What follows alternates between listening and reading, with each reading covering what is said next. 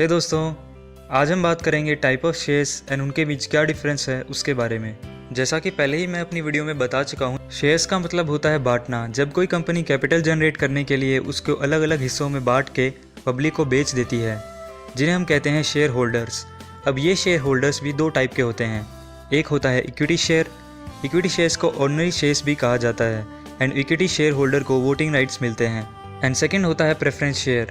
Preference share holders को voting rights नहीं मिलते हैं, लेकिन कंपनी को जो प्रॉफिट होता है वो प्रेफरेंस शेयर होल्डर्स को इक्विटी शेयर होल्डर्स से पहले मिलता है। तो चलिए इनको एक एग्जांपल से डिटेल में समझते हैं।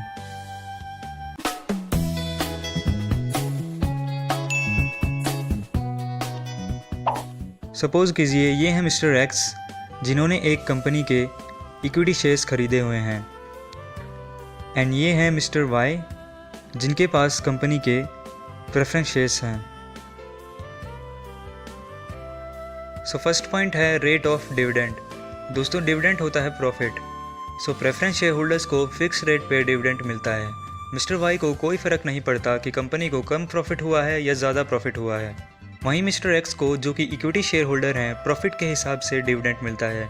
मान लीजिए कंपनी को कोई प्रॉफिट नहीं हुआ तो मिस्टर एक्स को उस साल में कोई डिविडेंड नहीं मिलेगा, बट मिस्टर वाई का नेक्स्ट ईयर के लिए ऐड हो जाएगा। सेकेंड पॉइंट है प्रेफरेंस राइट। इसमें क्या होता है दोस्तों, कंपनी का जो प्रॉफिट है वो पहले मिस्टर वाई को मिलेगा, फिर मिस्टर वाई को पे करने के बाद जो बचेगा उसमें से मिस्टर एक्स को मिलेगा। सो प्रेफरेंस शेयर होल्डर को इसमें फर्स्ट प्रेफरेंस दी जाती है। थर्ड पॉइंट है वाइंडिंग अप। दोस्तों, मान लीजिए किसी कारण से कंपनी बंद हो रही है तो उसको अपने शेयर होल्डर्स को कंपनी की जो सारी असेट्स हैं, जैसे land and building, furniture etcetera, इनको बेच के पे करना पड़ता है। तो इसके अंदर भी पहले मिस्टर वाई को पे किया जाएगा एंड देन जो बचता है वो मिस्टर एक्स को मिलेगा। यानी प्रेफरेंस शेयर होल्डर को पहले एंड उसके बाद इक्विटी शेयर होल्डर्स को। फोर्थ पॉइंट है दोस्तों वोटिंग राइट्स। अब अगर वोटिंग राइट्स की बात की जाए तो मिस्टर एक्स, जो कि इक्विटी शेयर होल्डर हैं, उन्हें मिलती है कंपनी के voting rights. For example, company के बोर्ड ऑफ डायरेक्टर्स को चूज़ करने के लिए वोटिंग होती है, तो मिस्टर एक्स को ये राइट मिलता है उसके लिए वोट करने का। वहीं मिस्टर वाई को कोई वोटिंग राइट्स नहीं मिलते। फिफ्थ पॉइंट है right to participate in management. ये भी दोस्तों वोटिंग राइट्स की तरह जो equity shareholder mister X को कंपनी के मैनेजमेंट एंड कंट्रोल करने के राइट्स भी होते हैं। मतलब मिस्टर एक्स बिजनेस की एक्टिविटीज़ में हिस्सा ले सकते हैं, वहीं दूसरी ओर मिस्टर वाई, जो कि प्रेफरेंस शेयर होल्डर है, उनको कोई राइट नहीं मिलता, वो कंपनीज़ के मैटर्स में इंटरफेयर नहीं कर सकते। अब आप सोच रहे होंगे कि प्रेफरेंस शेयर होल्डर बनने में ही फ़ायदा है, फिक्स प्रॉफिट मिल रहा है, डिविडेंड भी पहले मिलता है, एंड अगर कंपनी बंद हो जाती है तो पैसे डूबने का डर भी नहीं है। पर ये इतना आसान नहीं है दोस्तों।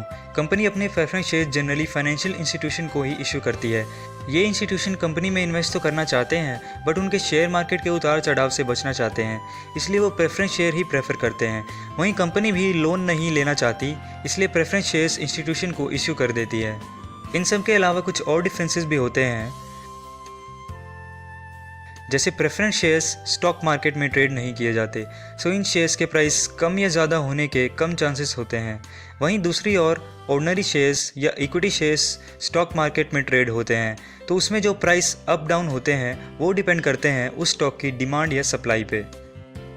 पर इसका मतलब ये नहीं है कि प्रेफरेंस शेयर होल्डर अपने शेयर्स बेच नहीं सकता। एक फिक्स टाइम पीरियड होता है जिसके बाद प्रेफरेंस शेयर होल्डर अपने शेयर्स कंपनी को वापस सेल कर सकता है।